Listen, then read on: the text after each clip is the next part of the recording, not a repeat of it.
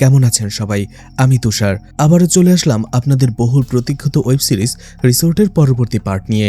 গল্পটা ভেট্রির, যে খুবই সাধারণ পরিবারের একটি ছেলে, যার পরিবারের কাঁধে রয়েছে বিশাল এক ঋণের বোঝা। আর সেই ঋণ মেটানোর জন্যই সে চলে আসে আর রিসোর্টে একজন সাধারণ রুম সার্ভিস বয় হিসেবে কাজ করতে। কিন্তু তার চোখে ছিল শেফ হওয়ার অদম্য স্বপ্ন। কিন্তু সেই আর রিসোর্টে হেড শেফ নেদুমারান কোনোভাবেই চাইতো না ভেট্রির শেফ হোক। তো শেষ পর্যন্ত ভেট্রির জীবনে কি হয়েছিল? এই ওয়েব সিরিজটা সত্যি খুব অসাধারণ আর মন ভালো করে দেওয়ার মতো। তো আপনারা যদি এই ওয়েব সিরিজটাকে পুরোপুরিভাবে বুঝতে চান আর প্রত্যেকটা ক্যারেক্টারকে ভালোভাবে বুঝতে চান, তাহলে অবশ্যই এই ওয়েব সিরিজের আগের পার্টগুলো দেখে আসতে পারেন। এই ওয়েব সিরিজের আগের সবগুলো পার্টের লিঙ্ক এই ভিডিওর ডেসক্রিপশন বক্স অথবা কমেন্ট বক্সে পেয়ে যাবেন। এছাড়া ভিডিওর ডান দিকের ওপরের দিকে আই বাটনে ক্লিক করেও দেখে আসতে পারেন। আশা করি সময় নষ্ট হবে না। তো আজ এক্সপ্লেন করতে যাচ্ছি রিসোর্ট ওয়েব সিরিজের পার্ট 7। তো চলুন শুরু করা যাক। পার্ট 6 এর শেষে দেখানো হয়েছিল রঘুপতি হাসপাতাল থেকে ফিরে আসার পরে কয়েক মাস রেস্ট নেওয়ার সিদ্ধান্ত নেয় এবং তার অবর্তমানে আর রিসোর্টের দায়িত্ব দেয় রাজনকে। অর্থাৎ রাজনই হয় নতুন সিইও, যেখানে নেদুমারানের পুরোপুরি আত্মবিশ্বাস ছিল যে সেই হবে নতুন সিইও। আর এতে নেদুমারান প্রচন্ড রেগে যায় আর রঘুপতিকে প্রচন্ড হুমকি ধামকি দিয়ে চলে যায়। আর সে এটাও বলে যায় সে এই রিসোর্টের এত বড় ক্ষতি করবে যে রঘুপতি সেটা স্বপ্নেও কল্পনা করতে পারেনি। আর এতে রঘুপতিও অনেক টেনশনে পড়ে গিয়েছিল। পার্ট 7 এর শুরুতেই দেখা যায় নেদুমারান প্রচন্ড রেগে কিচেনে আসে আর জনকে ডেকে বলে যতগুলো অর্ডার এখন রয়েছে সেগুলো কমপ্লিট করে ফেলো, আর এরপরে যেগুলো অর্ডার আসবে সেগুলোকে একেবারে নিষেধ করে দাও। এখান থেকে আর কোনো অর্ডার যাবে না। এটা শুনে কিচেনের সব শেফরা প্রচন্ড অবাক হয়ে যায়। কি এমন হয়ে গেল যে নেদুমারান এরকম একটা সিদ্ধান্ত নিল? আসলে কারো মাথায় ঢুকছিল না। জন ভয়ে ভয়ে জিজ্ঞেস করে আমরা এমনটা কেন করছি সেটা কি জানতে পারি? নেদুমারান বলে আজকেই আমরা এই কিচেনটা ক্লোজ করে দেব আর আমরা এই রিসোর্ট ছেড়ে চলে যাব। এটা শুনে সবাই আরো বেশি অবাক হয়ে যায়, কিন্তু নেদুমারানের ভয়ে কেউ কিছু জিজ্ঞেসও করতে পারে না যে এর পেছনের কারণটা কি। নেদুমারান সেখান থেকে চলে যাবার পরে জন ঐশ্বরিয়াকে জিজ্ঞেস করে কি হয়েছে, এমন কেন সে করছে। ঐশ্বরিয়া বলে আমি নিজেও জানি না। জন এরপরে যখন নেদুমারানের ক্যাবিনে আসতে যায় আগেই নেদুমারান বলে দেয় আমি বলছি এখন আমার কেবিনে এসো না, বেরিয়ে যাও। জন ভয়ে সেখানে আর আসে না। কিচেনে সবাই অবাক হলেও নেদুমারানের অর্ডার তাদের ফলো করতেই হবে। এই জন্য তারা শেষের অর্ডারটা কমপ্লিট করার জন্য লেগে পড়ে। এদিকে দেখা যায় ধীরে ধীরে রুম সার্ভিস বয়রা এসে সেখানে অর্ডার দেওয়ার জন্য ভিড় করে যাচ্ছিল, কিন্তু জন এবং বাকি শেফরা অর্ডার নিতে একেবারেই নিষেধ করে দেয়। একটু পরে সেখানে অর্ডার নিয়ে ভেট্রিও চলে আসে আর বারবার রিকোয়েস্ট করা হয় যেন তার অর্ডারটা নেয়। জন বলে কোনোভাবেই সে অর্ডার নিতে পারবে না। ভেট্রি বলে এই অর্ডারটা একজন বয়স্ক লোকের, খাবার খাওয়ার পরেই তাকে ওষুধ নিতে হবে, এই জন্য যে করেই হোক এই অর্ডারটা কমপ্লিট করে দিন। কিন্তু জন বলে নেদুমারান স্যার তাদেরকে পুরোপুরিভাবে অর্ডার দিয়েছে, এর বেশি কিছু তারা কোনোভাবেই করতে পারবে না। তখনই সেখানে ভেট্রি উত্তম স্যারকে কল করে এবং বিষয়টা জানায়। উত্তম স্যার এখানে এসে জনের সাথে কথা বলে এবং বলে হ্যাঁ বুঝতে পারছি আপনাদের রাগের কারণ, কিন্তু রিসোর্টের এই অবস্থা থেকে আমাদের মুক্ত করুন। যে অর্ডারগুলো নেওয়া হয়েছে অন্তত সেগুলো কমপ্লিট করে দিন, এরপরে না হয় আমরা কোনো একটা ব্যবস্থা করে নেব। এছাড়া ভেট্রি যে অর্ডারটা নিয়ে এসেছে সেটা নিতান্তই একজন বৃদ্ধ লোকের, সে খাবার না খেলে কোনোভাবে ওষুধ খেতে পারবে না, অন্তত এতটুকু বোঝার চেষ্টা করুন। জন বলে আমরা পারবো না, আপনারা বাইরে রেস্টুরেন্ট থেকে খাবার এনে দিন। উত্তম বলে তুমি এটা ভালো করেই জানো এই রিসোর্টের আশেপাশে 5 কিলোমিটারের মধ্যে কোনো রেস্টুরেন্ট নেই, আমরা তাহলে খাবার কি করে আনবো? তখন উত্তমে একটু রেগে যায়। এইদিকে চিৎকার চেঁচামেচি শুনে বাইরে চলে আসে নেদুমারান আর বলে আমি কিন্তু এখনো যাইনি, তোমরা এত চিৎকার চেঁচামেচি কেন করছো? উত্তম স্যার তাকে সবকিছু খুলে বলে। অবশেষে নেদুমারান সবকিছু শোনার পরে এবং অনেক রিকোয়েস্টের পরে রাজি হয় যে কয়েকটা অর্ডার এসেছে সেগুলো কমপ্লিট করা হবে, এরপরে আর কোনো অর্ডার নেওয়া হবে না। এরপরে রঘুপতি আর রিয়াকে দেখানো হয়। বলে রিসোর্টের যে এখন অবস্থা আমাদের মনে হচ্ছে আমরা উল্টো রাজনকে বিপদে ফেলে দিয়েছি। রঘুপতি বলে আমারও সেটাই মনে হচ্ছে, আমি ভাবিনি নেদুমারান এভাবে চলে যাবে। রিয়া বলে আর আমার মনে হচ্ছে রাজন এই পরিস্থিতি মোকাবেলা করতে পারবে না। রঘুপতি বলে আমারও সেটাই মনে হচ্ছে। তখনই সেখানে রাজন চলে আসে আর বলে কিচেন বন্ধ হয়ে গেছে, আর কোনো গেস্টদের আমরা খাবার সার্ভ করতে পারবো না, আর এই পরিস্থিতিতে ব্যাকআপ দেওয়ার জন্য আমি কিছু প্ল্যান তৈরি করেছি। সেটারই একটা ফাইল সে রঘুপতিকে দেয়। রাজন বলতে থাকে আমি কিছু ডিশ সিলেক্ট করেছি যেগুলোতে খরচ কম কিন্তু প্রফিট বেশি, আর গেস্টরা অর্ডার করছে, আমরা শুধু মেনুতে সেই ডিশগুলোই রাখবো আপাতত। এছাড়া নেদুমারান স্যারের সব সিগনেচার ডিশগুলো আমরা সরিয়ে দেব। আর যেহেতু নেদুমারান স্যার চলে যাবে, সে তার পুরো টিম নিয়েই চলে যাবে। আর এই জন্য মার্কেটিং ডিপার্টমেন্টকে আমি বলে দিয়েছি নতুন শেফ হায়ার করার জন্য। এছাড়া আপাতত রিসোর্টের যে গেস্টরা রয়েছে তাদের খাবার সাপ্লাই দেওয়ার জন্য আমরা আমাদের বরাবর যে রিসোর্ট রয়েছে এরকম অন্য একটা রিসোর্ট থেকে খাবার নিয়ে আসবো, আর সেগুলো সেকেন্ডারি কিচেনের মাধ্যমে গেস্টদের কাছে পৌঁছে দেব। আপাতত এভাবেই আমরা খাবারের এই সংকটটা মোকাবেলা করতে পারবো। আর এই সময়টুকুর মধ্যে আমাদের একটা সেকেন্ডারি শেফ বানাতে হবে যে এই ক্রাইসিসটা মোটামুটি ভাবে কন্ট্রোল করতে পারবে। রাজনের মুখে এমন সুন্দর একটা প্ল্যান শোনার পরে রিয়া আর রঘুপতি অবাক হয়ে যায়। এদিকে রাজন আর রিয়া চলে আসে ঐশ্বরিয়ার সাথে দেখা করার জন্য।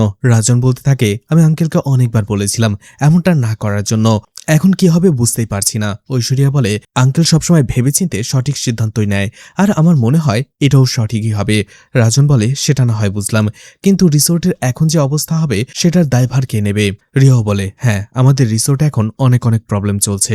এরপরে ঐশ্বরিয়া বলে, কিন্তু তুমি যে সিইও হয়েছো এর জন্য আমি খুব খুশি হয়েছি। সে তাকে কংগ্রেচুলেট করে। এরপরে ইমোশনাল হয়ে বলে, কিন্তু এই রিসোর্টের প্রত্যেকটা জিনিস আমি অনেক মিস করব, তোমাদেরকে অনেক মিস করব। এই রিসোর্টের বাতাস, এই ঢেউয়ের শব্দ সবকিছুই অনেক বেশি মিস করব।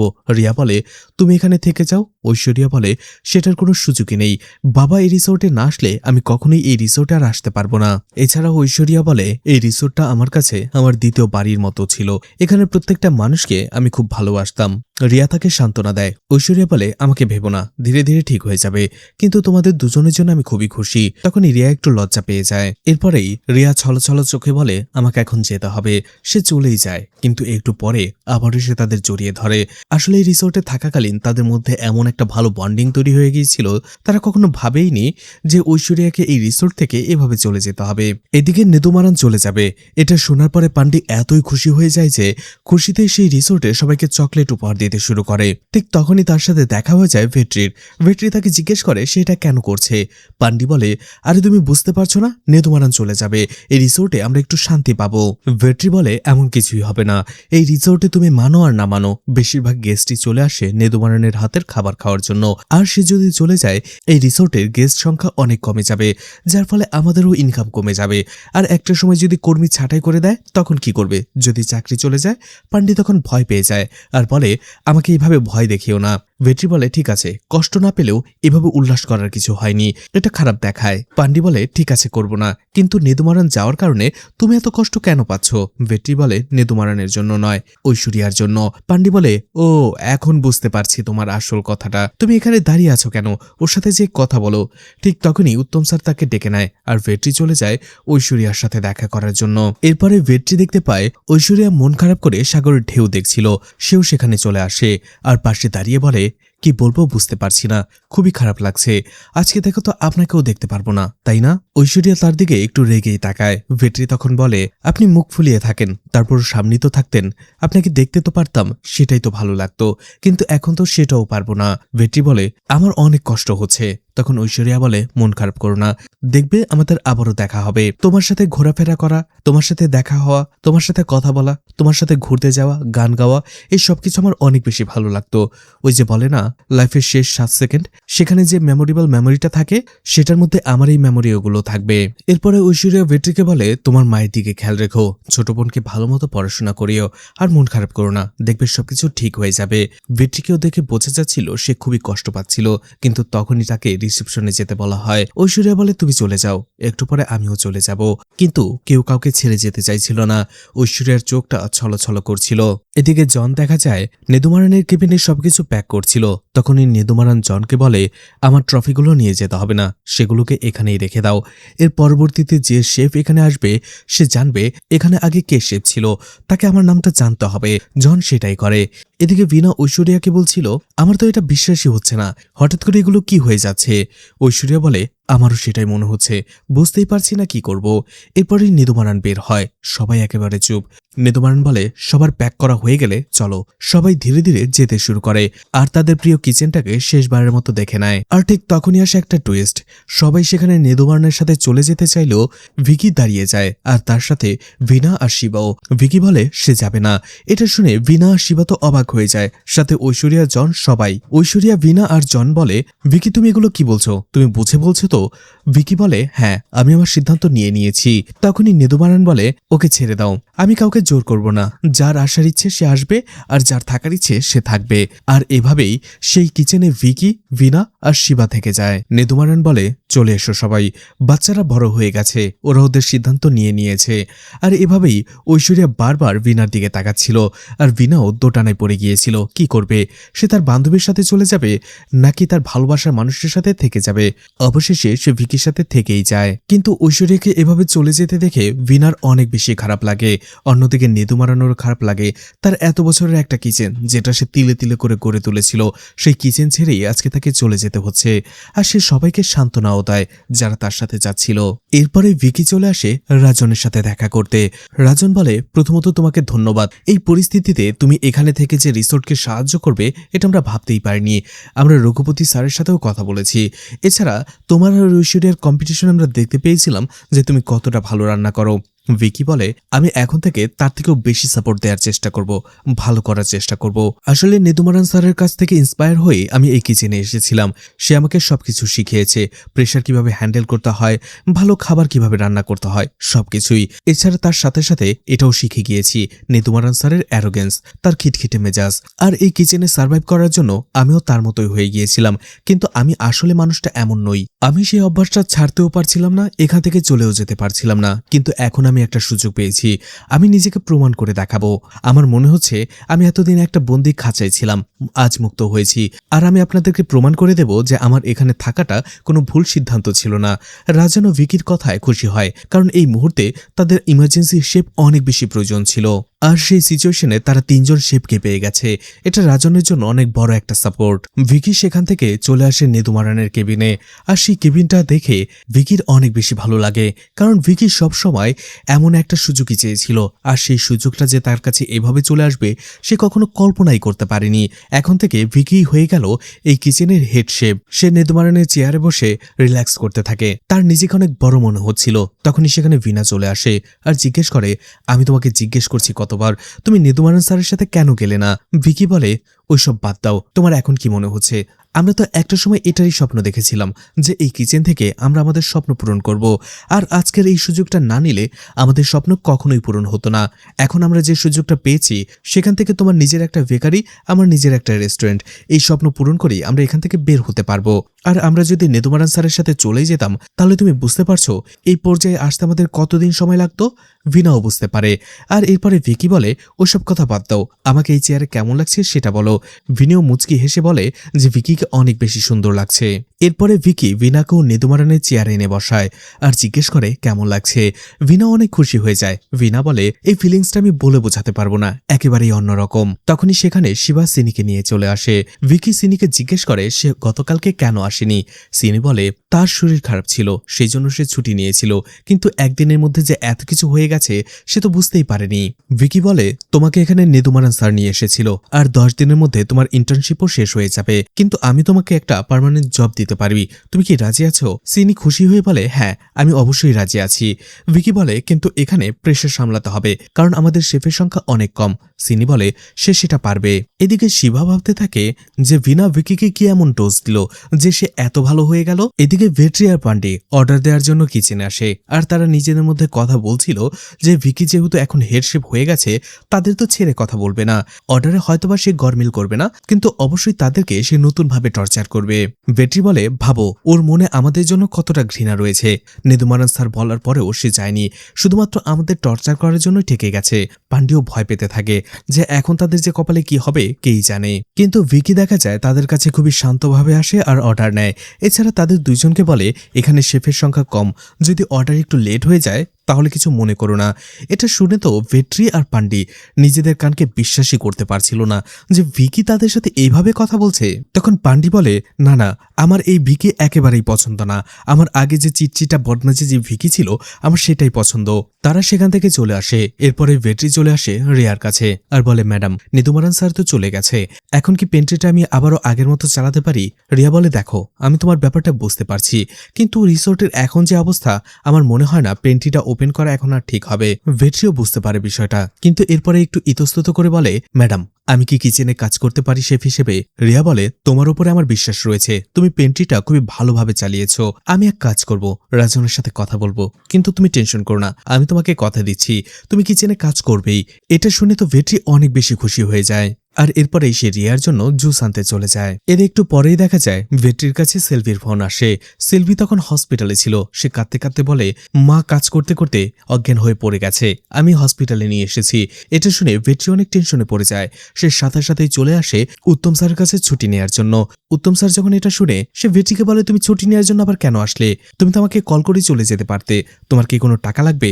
তাড়াতাড়ি চলে যাও। ভেট্রি বলে, কিছুই লাগবে না। সে সাথে সাথে হসপিটাল আসার জন্য তৈরি হয়ে যায়। এদিকে ঐশ্বরিয়া তার বাবার কাছে চলে আসে আর বলে, বাবা তুমি হঠাৎ করে এভাবে কেন চলে আসলে? একজন শেফ আর তোমার মেয়ে হিসেবে আমি সেখান থেকে চলে এসেছি তোমার কথা মতো।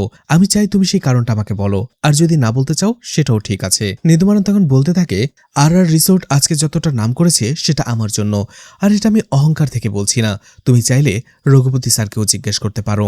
আর রিসোর্টের শুরু থেকে এই পর্যন্ত আমি রঘুপতির পাশে থেকে পুরোপুরি সাপোর্ট দিয়েছি।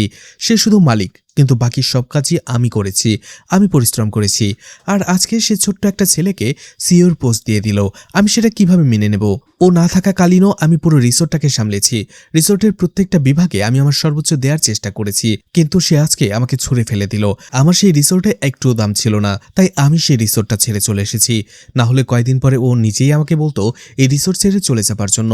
আর এই রিসোর্ট ছেড়ে চলে এসেছি মানেই যে সবকিছু শেষ হয়েছে তেমন নয়। রিসোর্ট ছাড়ার কথা শোনার সাথে সাথে অনেক রিসোর্ট থেকেই আমাকে কল করেছে, কিন্তু আমি সব রিসোর্টকেই মানা করে দিয়েছি।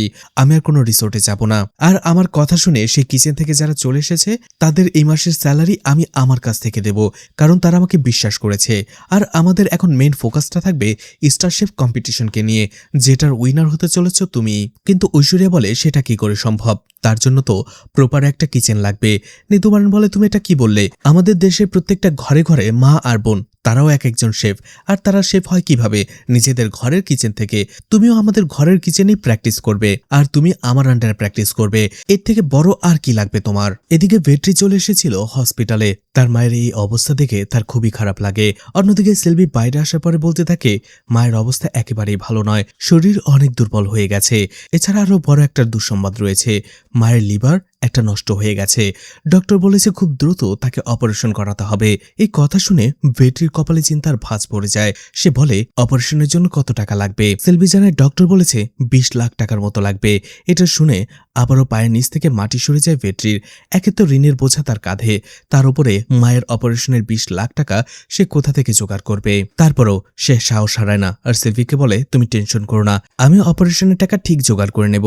আর সেখান থেকেই সেলভির কাছ থেকে ভেট্রি জানতে পারে তার মায়ের এই অসুখটা অনেকদিন ধরেই, কিন্তু তাদের আর্থিক অবস্থায় ভালো না থাকায় তার মা এসব ব্যথা সহ্য করে গেছে, কারো কাছেই কিছু বলেনি। এদিকে তখনই সেই পাওনাদাররা সেখানে চলে আসে, আর তারা ভেট্রিকে অপমান করতে থাকে। বলে, আমরা তো ভেবেছিলাম তুমিও তোমার বাবার মতো পালিয়ে যাবে। ভেট্রি বলে, আমি কখনোই পালিয়ে যাব না। তখন পাওনাদাররা বলে, তোমার বাবার রক্তই তো তোমার শরীরে বইছে, একটু তো স্বভাব থাকতেই পারে, আমাদের টেনশন হচ্ছিল। এছাড়া তুমি যে অল্প অল্প করে টাকাটা দিচ্ছ, সেই টাকা পেতে আমাদের অনেকদিন সময় লাগবে। আমরা এভাবে আর থাকতে পারবো না, আমাদের টাকার যে কোনো একটা ব্যবস্থা করো। ভেট্রি বলে, আমার মায়ের অপারেশন করতে হবে, এই সময় আমি টাকা কি করে দেব? কিন্তু সেই পাওনাদাররা কোনো কথাই শোনে না, আর বলে, আগে আমাদের টাকা ফেরত দেবে, তারপর তোমার মায়ের অপারেশন হবে। আর আমরা আমাদের ইন্টারেস্টের টাকাটা সময় মতো চাই, না হলে এর ফলাফল ভালো হবে না। ভেট্রি তাদের বুঝিয়ে বলে, সে তাদের টাকা ঠিক পরিশোধ করে দেবে, তাকে শুধু একটু সময় দিতে হবে, আর সে কোথাও পালিয়ে যাবে না। কিন্তু তারপরও তারা ভেট্রিকে কথা শুনিয়ে সেখান থেকে চলে যায়। ভেট্রির অনেক বেশি খারাপ লাগে, কিন্তু তার কিছুই করার ছিল না। এরপরে ভেট্রির মায়ের যখন জ্ঞান ফেরে, তখন তারা তার সাথে কথা বলে। ভেট্রি তার মাকে বলে, মা তুমি একদমই টেনশন করো না, আমি তোমার অপারেশনের টাকা ঠিক জোগাড় করে ফেলবো। ভেট্রির মা বলে, আমার জীবন অলরেডি শেষ হয়ে গেছে, আমার এই জীবনে আর কিছুই নেই। তুমি যদি টাকার জোগাড়ই করতে পারো তাহলে সেটা দিয়ে ঋণ পরিশোধ করো। তুমি আর সেলভি ঋণমুক্ত একটা জীবন পার করবে, এটাই আমার স্বপ্ন। ভেট্রি বলে, কি বলছো মা? তাই বলে তোমার অপারেশন করাবো না? বাকি সবকিছু পরে, আগে তোমাকে অপারেশন করাতে হবে। এরপরে ভেট্রি তার বাবার ব্যাপারে অনেক রেগে কথা বলতে বলতে থাকে।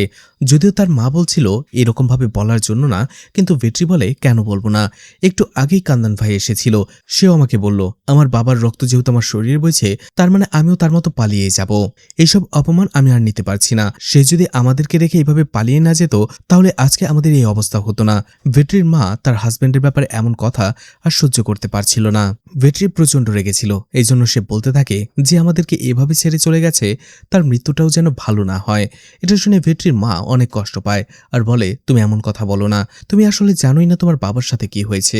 এরপরেই সে পুরোটা খুলে বলতে থাকে তোমার বাবা চিদাম্বরম আমাদের ছেড়ে চলে যায়নি। তুমি এখন যে আর রিসোর্টে কাজ করছো সেখানেই তোমার বাবা চিদাম্বরম একজন শেফ হিসেবে দিনরাত পরিশ্রম করেছে আমাদের ঘরের ঋণ পরিশোধ করার জন্য। তোমাদের রিসোর্টের মালিক রঘুপতি স্যার আমাদের বাসায় এসেছিল তোমার বাবার খোঁজে। এইসব কথা শোনার পরে ভেট্রি তো হতবাক হয়ে যায়। ভেট্রির মা বলে তোমার বাবা সেই রিসোর্টে কাজ করে আমাদের ঋণ পরিশোধ করার জন্য অল্প অল্প করে টাকা জমাচ্ছিল, কিন্তু হঠাৎ করে তার সাথে কি হয়েছে কেউ জানে না, না জানি সে কি অবস্থায় রয়েছে। ভেট্রি যতই শুনছিল ততই অবাক হয়ে যাচ্ছিল। ভেট্রির চোখে পানি চলে আসে। আসলে ভেট্রি সবসময় তার বাবাকে খারাপ ভেবে এসেছে। সে ভেবেছে তার বাবা একজন ধোঁকাবাজ, তাদের বিপদে ফেলে সে পালিয়ে গেছে নিজের সুখের জন্য। কিন্তু আজ এমন কথা শোনার পরে তার বাবার জন্য তার অনেক খারাপ লাগছে। তার চোখ বেয়ে পানি পড়তে শুরু করে। এরপরে ভেট্রি আবারও রিসোর্টে ফিরে আসে আর রঘুপতির সাথে দেখা করে। এছাড়া তার মায়ের কথাও খুলে বলে, অপারেশন করতে যে 20 লাখ টাকা লাগবে সেটাও বলে। রঘুপতি সবকিছু শোনার পরেই দুঃখ প্রকাশ করে আর বলে তুমি টেনশন করো না, কাজ করতে থাকো, তোমার মায়ের জন্য আমি যতটা পারি করব। আমার এমপ্লয়ীদের বিপদে আমাকে পাশে দাঁড়াতে হবে, এটাই আমার কর্তব্য, আর আমি এটাকে অবহেলা করতে পারি না। এরপরে ভেট্রি ইতস্তত করে বলে আমার বাবা কি এখানে কাজ করত? রঘুপতি অবাক হয়ে যায়। ভেট্রি বলে মা আমাকে সবকিছু বলে দিয়েছে। রঘুপতি এরপরেই বলে আসলে তোমারই আমাকে আগে বলা উচিত ছিল, কিন্তু তোমার মাই আমাকে নিষেধ করেছিল তোমাকে না বলার জন্য, তাহলে তুমি হয়তো ভেঙে পড়বে। ভেট্রি বলে আমিও জানতে চাই যে আমার বাবার সাথে আসলে কি হয়েছিল। রঘুপতি বলে তুমি একদমই টেনশন করো না, চিদাম্বরম আমার বন্ধু ছিল, এই রিসোর্টের শুরু থেকে সে আমার পাশে ছিল, সে তোমাদের জন্য অনেক পরিশ্রম করেছে। আমি ইতোমধ্যে ওকে খোঁজা শুরু করে দিয়েছি। আমি একজন আমার পুলিশ কমিশনার বন্ধুকেও চিদাম্বরমকে খোঁজার কাজে লাগিয়ে দিয়েছি, তুমি একেবারেই টেনশন করো না। রঘুপতি বলে আমি তোমার বাবাকে স্টারশেপ কম্পিটিশনে যেতে বলেছিলাম, সে আমাকে কথা দিয়েছিল সেই কম্পিটিশনটা সে জিতবে, আর সেটা যে প্রাইজ মানি রয়েছে সেটা দিয়ে তার পরিবারের ঋণ পরিশোধ করবে, তোমাদেরকে ঋণ মুক্ত করবে। এছাড়া তার আরো একটা স্বপ্ন ছিল তার পরিবারকে ঋণ মুক্ত করে তাদের গ্রামে তাদের পরিবারের মান সম্মান বাড়িয়ে দেবে, যাতে করে কেউ তাদের দিকে আঙ্গুল তুলতে না পারে। এইসব কথা শুনে ভেট্রি অনেক বেশি ইমোশনাল হয়ে যায়, কারণ ভেট্রি সবসময়ই তার বাবাকে ভুল বুঝে এসেছে। রঘুপতি বলে তুমি টেনশন করো না একেবারে, আমি তোমার বাবাকে খুঁজে বের করব, তুমি শুধু তোমার মায়ের খেয়াল রেখো আর মনোযোগ দিয়ে কাজটা করো, বাকি সব দায়িত্ব আমার। ভেট্রির চোখ বেয়ে পানি পড়ছিল। তখনই রঘুপতির আবারও চিদাম্বরমের কথা মনে পড়ে। এই রিসোর্টেরই সমুদ্রের পাড়ে দাঁড়িয়ে তারা একে অপরের সাথে অনেক সময় কাটিয়েছে। এদিকে রাজন সিইও হিসেবে তার প্রথম মিটিং ডাকে। সেখানে অনেক ইনভেস্টররা বলে রিসোর্টের এই ক্রাইসিস সময়টা তুমি কিভাবে ট্যাকেল করবে। আরেকজন বলে তুমি নিশ্চয়ই জানো ব্যাংক থেকে আমাদের নোটিশ দেওয়া হয়েছে, আগামী 2 মাসের মধ্যে যদি আমরা রিসোর্টের ইএমআইটা না দেই তাহলে এই রিসোর্টটাকে নিলামে ওঠানো হবে, আর তাতে করে এই রিসোর্টের ব্র্যান্ড ভ্যালু একেবারেই জিরো হয়ে যাবে। এরপরে রাজন তার প্ল্যানটা সবাইকে জানাতে শুরু করে যে তার কাছে আগামী 60 দিনের একটা প্ল্যান রয়েছে। সেখানে তারা রিসোর্টের খরচ কিভাবে কম করবে, বেশি প্রফিট নিয়ে আসবে, আর সেখান থেকে পুরো একটা সিনারিও তৈরি করে ব্যাংকের ইএমআইটা তারা কিভাবে পরিশোধ করবে সেটার একটা প্ল্যান। তখন সবাই বলতে থাকে যদি এই প্ল্যানটা ফেল হয়ে যায় তাহলে কি হবে। তখনই রাজন বলে সে সেটাও ভেবে দেখেছে, আর তার জন্য সে একটা ব্যাকআপ প্ল্যানও তৈরি করে রেখেছে। রাজন বলে আগামী 2 মাস রিসোর্টের অনেক ক্রুশিয়াল টাইম যাবে, আমরা সেখানে 60 দিনে রিসোর্টটাকে বাঁচানোর অনেক চেষ্টা করব। এছাড়া আমি রিসোর্টে নিউ ইনভেস্টর আনারও চেষ্টা করব। তাই আমার মনে হয় ব্যাকআপ প্ল্যান আর এই 60 দিনের প্ল্যানটা দিয়ে আমরা ধীরে ধীরে রিকভার করতে পারবো। এদিকে ভিকির কিচেনে দেখা যায় প্রচন্ড চাপ ছিল। শেফ ছিল মাত্র 4 জন, অন্যদিকে একের পর এক অর্ডার চলেই আসছিল। এই জন্য তারা 4 জন প্রচুর পরিশ্রম করে সেই প্রেশারটাকে কোনোভাবে হ্যান্ডেল করার চেষ্টা করছিল। ভিনা বলতে থাকে এভাবে চলতে থাকলে আমরা কোনোভাবেই কিছু করতে পারবো না। তখনই ভিকি বলে সেটা পরে দেখা যাবে, অন্তত এখন যে প্রেশারটা রয়েছে সেটা আগে ক্লিয়ার করো। কিছুক্ষণ পরেই সেখানে রাজন আর রিয়া চলে আসে আর বলে আমি জানি তোমাদের জন্য অনেক প্রেশার হয়ে যাচ্ছে। ভিকি বলে হ্যাঁ, কিন্তু আমরা সেটাকে ট্যাকেল দেওয়ার চেষ্টা করছি। রিয়া বলে আমাদের মার্কেটিং টিম খুব তাড়াতাড়ি নতুন শেফ হায়ার করার জন্য কাজ করছে, সবকিছু ঠিক হয়ে যাবে। রাজন বলে, এই সময়ে আমরা চাইছিলাম ভেট্রি যেহেতু ভালো খাবার বানায় তাকে শেফ হিসেবে এই কিচেনে রাখার জন্য। ভিকি এক বাক্যে স্বীকার করে নেয় তাতে তার কোনো সমস্যা নেই। এই সময়টাতে যদি সে ভেট্রির সাহায্য পায় তার ভালো হবে, একজন শেফের সংখ্যা বাড়বে, তাদের উপর থেকে প্রেশারটা একটু রিলিজ হবে। এই কথা শোনার পরে ভিনা, সিনি এবং শিবা সবাই হতবাক হয়ে যায়। ভেট্রির ব্যাপারটা ভিকি এত সহজে মেনে নেবে সেটা কেউ ভাবতেই পারেনি। রাজন বলে, আমি জানি তোমাদের মধ্যে কিছু একটা হয়েছিল, কিন্তু এখন সেটা সাইডে রাখতে হবে, কারণ এই রিসোর্টের এই বিপদের সময়ে বাইরে থেকে তাড়াতাড়ি শেফ হায়ার করাটাও অনেক কঠিন একটা চ্যালেঞ্জ। ভিকি বলে, স্যার আপনি সিইও, সেটা আপনি আমাকে কেন জিজ্ঞেস করছেন? ভেট্রিকে যদি আপনি এখানে আনতে চান আমার কোনো আপত্তি নেই, আর বললামই তো ভেট্রিকে পেলে আমার সাহায্য হবে। ভিকি বলে, একটু আগে ভেট্রি যখন এখানে খাবারের অর্ডার নিতে এসেছিল, এমনকি আমি তাকে দেখে এটাই ভাবছিলাম, যদি ভেট্রি কাজ করে তাহলে ভালো হবে। এরপরে রিয়া আর রাজন সবাই খুশি ছিল, তারা সেখান থেকে চলে যায়। অন্যদিকে শিবা এতই খুশি ছিল যে সে একটা বাহানা করে 5 মিনিটের জন্য বের হয়ে যায়। অন্যদিকে ভিনা আর ভিকি কেবিনেই বসেছিল। ভিনা ভিকিকে একটা চিমটি কাটে। ভিকি বলে, এটা কেন করলে? ভিনা বলে, দেখলাম যা হচ্ছে সেটা স্বপ্ন নাকি বাস্তব, কারণ এর মধ্যে রিসেন্টলি এত কিছু হয়ে যাচ্ছে আমার বিশ্বাসই হচ্ছে না। ভিকি বলে, যা হচ্ছে সবকিছু ঠিকঠাকই হচ্ছে, আমাদের ভালোর জন্যই হচ্ছে। ভিনা তো অনেক খুশি ছিল, কারণ ভিকি ধীরে ধীরে বদলে গেছে। আগের সেই বদমেজাজি ভিকি আর নেই। সে প্রচন্ড খুশি ছিল। আর ভিকি বলে, আমিও নিজেকে প্রমাণ করে ছাড়বো যে সবাই আমাকে যেমনটা ভাবছে আসলে আমি তেমন মানুষ নই। এদিকে ভেট্রি মন খারাপ করে দাঁড়িয়েছিল। পান্ডি তার কথা শুনে বিশ্বাসই করতে পারছিল না যে ভেট্রির বাবাও এই রিসোর্টে একজন শেফ ছিল, সেও এখানে কাজ করে গেছে। ভেট্রি বলে, হ্যাঁ এটাই সত্যি। আর সব থেকে খারাপ লাগার বিষয়টা হচ্ছে আমি আমার বাবাকে নিয়ে কত বাজে বাজে কথা ভেবেছি। পান্ডি বলতে থাকে, টেনশন করো না, অন্তত এখন সত্যিটা তো জানতে পেরেছো। তোমার ভেতর থেকে তোমার বাবাকে নিয়ে যে ঘৃণাটা ছিল সেটা তো দূর হয়েছে, এটাই তো অনেক। ভেট্রি বলে, না এখনো কিছুই ঠিক হয়নি। আমার বাবার সাথে কি হয়েছে, সে কোথায় রয়েছে এখন, সে কি আমাদের কথা এখনো মনে রেখেছে? এই সব কিছু আমাকে জানতে হবে। এই সব কিছু ভেবেই আমার মাথা নষ্ট হয়ে যাচ্ছে। তখনই শিবা সেখানে দৌড়ে চলে আসে আর হাঁপিয়ে হাঁপিয়ে বলতে থাকে, ভেট্রি আবারও কিচেনে ফিরবে। রাজন স্যার এখনই এসে ভিকির সাথে কথা বলে গেছে, আর ভিকিও তোমাকে কিচেনের শেফ হিসেবে নিতে রাজি হয়ে গেছে। এটা শুনে পান্ডি আর ভেট্রি দুজনে অবাক হয়ে যায়। পান্ডি বলে, ভিকি এত ভালো কবে থেকে হলো, আমি তো ভাবতেই পারছি না। শিবা বলে, আমিও অবাক হয়ে গিয়েছিলাম। ভেট্রি অনেক খুশি হয়ে যায়। পান্ডি বলে, যখনই তোমার মন খারাপ থাকে তখনই তোমার কাছে একটা গুড নিউজ আসে। তখনই ভেট্রি বলে, আমি কি কিচেনে যে একবার দেখতে পারি? শিবা বলে, হ্যাঁ অবশ্যই। ভেট্রির সবকিছু ভুলে কিচেনের দিকে দৌড়ে যেতে শুরু করে। কিচেনে আসার পরেই ভেট্রি কল্পনা করতে থাকে তার বাবা চিদাম্বরমও এই কিচেনেই একদিন কাজ করে গেছে, পরিশ্রম করেছে তাদের ঋণ পরিশোধ করার জন্য। আর এটা ভেবেই তার চোখে পানি চলে আসে। আর তখনই ভিকি চলে আসে আর দরজা খুলে কিচেনে ভেট্রিকে স্বাগতম জানায়। সবার সাথে নতুন শেফ হিসেবে ভেট্রিকে পরিচয় করিয়ে দেয়। এরপরে ভেট্রি কল করে তার ছোট বোন সেলভিকে আর পুরো বিষয়টা জানায় যে এখন সে শেফ হিসেবে কিচেনে কাজ করবে। সেলভি অনেক খুশি হয়ে যায়। এছাড়া সেও তার বাবার কথাগুলো শুনে বিশ্বাসই করতে পারছিল না। ভেট্রি বলে, তুমি বাবাকে নিয়ে টেনশন করো না, আমরা ঠিক বাবাকে খুঁজে বের করব। আর তুমি মাকে আমার কিচেনের শেফ হওয়ার কথাটা জানিও, মাইতে খুশি হবে। ভেট্রি বলে, আমি রঘুপতি স্যারের কাছে শুনেছি আমাদের বাবা স্টারশিপ কম্পিটিশনে অংশগ্রহণ করতে চেয়েছিল, আর সেটা জিতে সেটার প্রাইজ মানি দিয়ে আমাদের ঋণ পরিশোধ করার কথা ভেবেছিল। আর এখন আমি আমার বাবার স্বপ্ন পূরণ করব। আমি সেই স্টারশিপ কম্পিটিশনে পার্টিসিপেট করব, আর সেটা আমি জিতেই দেখাবো। আর ঋণ পরিশোধ করে আমাদের পরিবারের যে বদনাম ছিল সেটা দূর করব। আমাদের গ্রামে আমাদের পরিবারের যে মানসম্মান হারিয়ে গিয়েছিল সেটা ফিরিয়ে আনবো। সিলভিও অনেক খুশি হয়ে যায়। ভেট্রি আবারও সেখানে বসে কাঁদতে থাকে। আর পরের দিনই দেখা যায় ভেট্রিকে নতুন শেফ হিসেবে কিচেনে চলে আসার জন্য। ভেট্রি অনেক ইমোশনাল ছিল। কিচেনে ঢোকার পরই তার সাথে দেখা হয় বিনার। ভিনা বলে, তোমার কেমন লাগছে? তোমার তো এটাই স্বপ্ন ছিল। ভেট্রি বলে, হ্যাঁ ঠিকই বলেছ, আমি অনেক খুশি। ভিনা বলে, আমি জানি তুমি একদিন ভালো খাবার বানিয়ে বেস্ট একজন শেফ হবে। আর এরপরেই ভিনা তাকে কংগ্রেচুলেশন জানায়। ভেট্রি বলে, হ্যাঁ আমি নিজেকে বেস্ট শেফ হিসেবে প্রমাণ করব। এছাড়া আমার এখন লক্ষ্য দ্বিতীয় স্টেপে যাওয়া। ভিনা কৌতূহল নিয়ে জিজ্ঞেস করে, দ্বিতীয় স্টেপ মানে? ভেট্রি বলে, আমি স্টারশিপ কম্পিটিশনের কথা বলছি।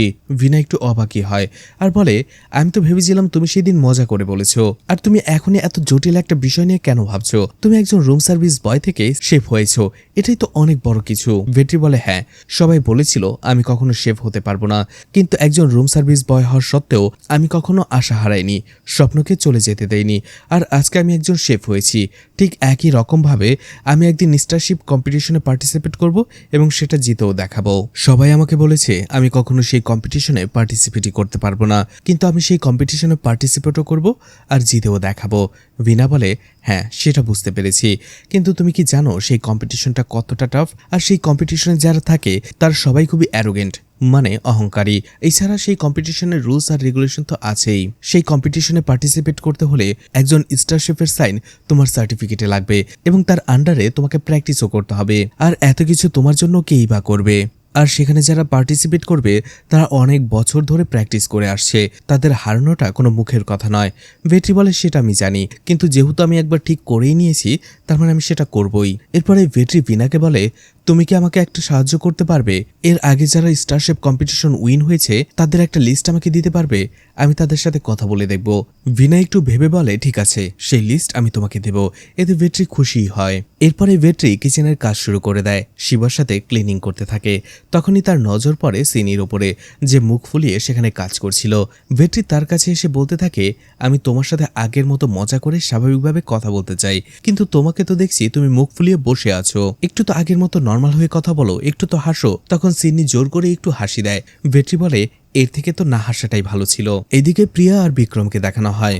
বিক্রম বলে, আমি ভাবতেই পারিনি যে উনি রিসোর্ট ছেড়ে চলে যাবে। প্রিয়া বলে, যা হওয়ার ভালোই হয়েছে, এখন আমরা যাই করি না কেন সন্দেহটা আমাদের উপরে আসবে না, সবাই ভাববে রঘুপতি স্যার করেছে, আর নয়তোবা কিচেনের অন্য কেউ যারা তার শত্রু ছিল, আমাদের নাম কখনো সামনেই আসবে না। বিক্রম বলে, হ্যাঁ, এটা তুমি একেবারে ঠিকই বলেছ। নেদুমারান যে রিসোর্ট ছেড়ে চলে গেছে, এই নিউজটা প্রেসে কে ছেড়ে দিয়েছে সেটা রঘুপতি স্যার অনেক ভাবনা চিন্তা করেও খুঁজে বের করতে পারছে না। প্রিয়া বলে, হ্যাঁ, সেটাই। নেদুমারান যখন এই রিসোর্টে ছিল তখন মার্টিন নামের একজন লোক তার সাথে দেখা করতে এসেছিল। আমি তার ব্যাপারে খোঁজ নিয়েছি, তার বিরুদ্ধে অনেক স্টেটের অনেকগুলো কেস রয়েছে, আর তার গ্যাংয়ের লিডারের নাম হচ্ছে লুথার। আর এই লুথার অনেক বড় একজন গ্যাংস্টার। তার সাথে যারা কাজ করে তাদের নিয়ে সে একটা প্রাইভেট পার্টি অ্যারেঞ্জ করে, এরপরে সেটাকে হোস্ট করে। বিক্রম বলে, এগুলো কি বলছো?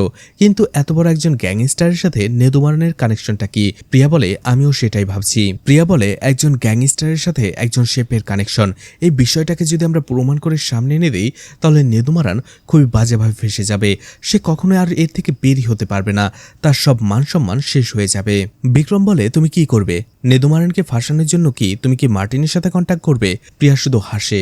এদিকে দেখা যায় ভিনা ভেট্রিকে সেই লিস্টটা দিয়ে দেয় আর বলে, সাবধানে, এই লিস্টে যাদের নাম রয়েছে তারা প্রচন্ড অহংকারী, এছাড়া তোমাকে অনেক নিচু দেখিয়েও কথা বলতে পারে, তাই একটু সাবধানে থাকবে। ভেট্রি বলে, সেটা আমি দেখে নেব।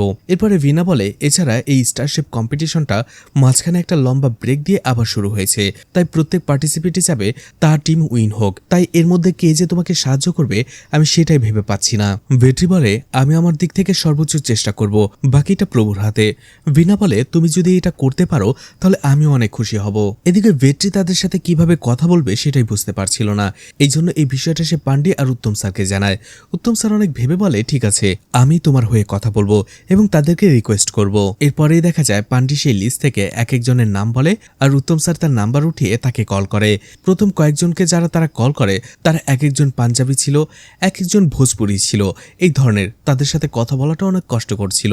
এছাড়া তারা ঠিকঠাকভাবে রেসপন্সও করে না। 3 থেকে 4 জনের পরে অবশেষে একজন লোককে কল করে যে হিন্দিতে কথা বলছিল, আর উত্তম স্যার তার সাথে কথা বলতেই থাকে।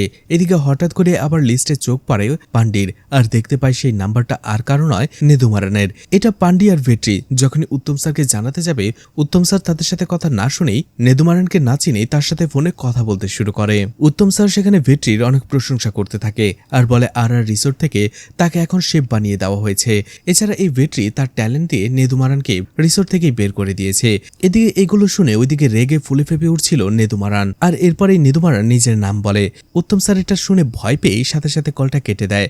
অন্যদিকে নেদুমারান এটা জেনে গেল যে ভেট্রি এখন একজন শেফ হয়েছে হয়েছে, এছাড়া সে স্টারশিপ কম্পিটিশনেও পার্টিসিপেট করতে যাচ্ছে। এদিকে উত্তম স্যার উল্টো পান্ডিকে বকাঝকা করতে থাকে, কারণ সে নাম্বার দেওয়ার আগে নাম কেন পড়েনি। এদিকে তারা আবার ট্রাই করতে থাকে। এদিকে দেখা যায় ঐশ্বরিয়াকে তার বাসার কিচেনেই সে প্র্যাকটিস করছিল। অন্যদিকে নেদুমারান সেই স্টারশিপ কম্পিটিশনের যে হোস্ট ছিল সে ভ্যাঙ্কেটকে কল করে এবং জিজ্ঞেস করে এবার বিচারক হিসেবে কারা কারা থাকছে। ভ্যাঙ্কেট সবারই নাম বলে। এরপরে নেদুমারান বলে এবার তার আন্ডারে তার মেয়ে সেই কম্পিটিশনে পার্টিসিপেট করবে। তখনই ভ্যাঙ্কেট বলে এর আগের বারের কম্পিটিশনে যা হয়েছে এইবারও যদি ঠিক একই রকম ভাবে হয়, আর আপনার সেই মেয়ে তো কম্পিটিশন থেকে ব্যান হয়ে গেছে।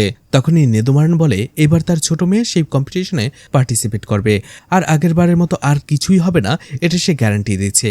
কিন্তু তখনও ভ্যাঙ্কেট তাকে একটু খোঁচা মেরে কথা বলে, আর এতে নেদুমারান রেগে যায়। এদিকে ভেট্রি আর পান্ডি তারা সেই লিস্ট নিয়ে গবেষণা করছিল। ভেট্রি তাদের বলে তামিলনাড়ুর আশেপাশে কেউ আছে কিনা সেটা দেখো। পান্ডি বলে 5 থেকে 6 জন নামই রয়েছে। এরপরেই তারা প্রত্যেকটা নাম দেখে এবং এরিয়া দেখে। এরপরে রাজা দুরাই নামের একটা নাম দেখতে পায়।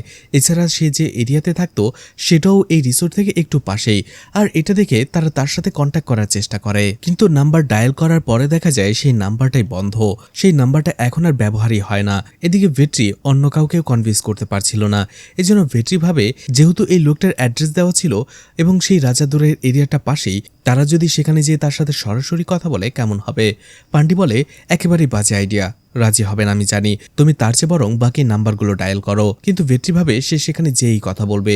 অন্যদিকে পান্ডি যেতে না চাইলেও পরে রাজি হয়ে যায়। এরপরেই পান্ডি আর ভেট্রি তারা চলে যায় সেই এরিয়াতে এবং সেখানে যে রাজা দুরাইকে খুঁজতে থাকে, কিন্তু কোথাও তার কোনো হদিসই পাওয়া যাচ্ছিল না। একজন মাছওয়ালি তাকে বলে এখানে রাজা দুরাই না, শুধু দুরাই নামের একজন থাকে, আর সেই ছেলেটাও একেবারে আওরা টাইপের। ভেট্রি ভাবে এটা ওই লোক হতেই পারে না। তখন সেই মাছওয়ালি বলে ঠিক আছে, তোমরা এক কাজ করো, সামনে একটু এগিয়ে যাও, সেখানে শেখর নামের একজনকে খুঁজে পাবে যে নারকেলের পানি বিক্রি করে। ও এই এরিয়ার সব খোঁজ রাখে, তুমি ওকে জিজ্ঞেস করলে হয়তোবা পেয়ে যাবে। এরপরেই তারা শেখরের কাছে চলে আসে আর জিজ্ঞেস করে রাজা দোরাইকে চেনে কিনা। শেখর বলে না, সে রাজা দোরাইকে চেনে না, কিন্তু দোরাই নামের একজনকে চেনে যে খাবার বানায়। তখন ভেট্রি বুঝে যায় সেই লোকটাই। শেখর বলে সেই রাজা দোরাইয়ের এখন এমন অবস্থা হয়েছে যে বাচ্চারাও তাকে নাম ধরে ডাকে। শেখর বলে ওকে এখানে রাজা দোরাই বললে কেউ চিনবে না, শুধু দোরাই বলতে হবে, কিন্তু তুমি ওকে দিয়ে কি করবে। ভেট্রি তখন সবকিছু খুলে বলে কম্পিটিশন এবং তার সিগনেচারের ব্যাপারে। শেখর বলে তুমি কি ভেবেছো ও এত সহজেই তোমার কাজ করে দেবে? কখনোই না, ও একটু অদ্ভুত টাইপের লোক, সারাদিন মদ খেয়ে মাতাল হয়ে থাকে। এছাড়া সরস্বতী দিদির খাবার হোটেলে সে কাজ করে। এটা শুনে ভেট্রি অবাক হয়ে যায়, একজন স্টারশেফ কম্পিটিশন উইনার এখন একটি খাবার হোটেলে কাজ করে। শেখর বলে ও তেমন কারোর সাথে কথা বলে না, কিন্তু ওর হাতের রান্না খুব ভালো হয়। সরস্বতী দিদির খাবার হোটেলে ওর ফিশকারি খাবার জন্য অনেকেই লাইন ধরে দাঁড়িয়ে থাকে। কিন্তু দোরাই সেখান থেকে চলে যাবার পরে সরস্বতী দিদির খাবার হোটেলটাও একেবারে ফ্লপ হয়ে গেছে। আগে সবসময় কাজ করত, কিন্তু এখন সবসময় কাজ করে না। হুটহাট করে কখনো আসে, এসে রান্না করে দিয়ে আবার চলে যায়। তাই ওর হাতের ফিশকারি খেতে গেলে তোমার ভাগ্য লাগবে, কারণ যখনই মানুষ জানতে পারে যে দোরাই সেই দোকানে এসেছে, ওর হাতের ফিশকারি খাবার জন্য মানুষ লাইনে লেগে যায় আর মুহূর্তের মধ্যেই সবকিছু শেষ হয়ে যায়। কিন্তু ওই বা এসব করে কি করবে? ওর স্ত্রী বাচ্চা কেউ নেই। বেশিরভাগ সময় এখন বোট নিয়ে সে সমুদ্রে ভাসে। কেন সে এমন সমুদ্রে চলে যায় কেউ জানে না। তুমি ওকে এত সহজে খুঁজে পাবে না, সেখানে যে একবার ট্রাই করতে পারো।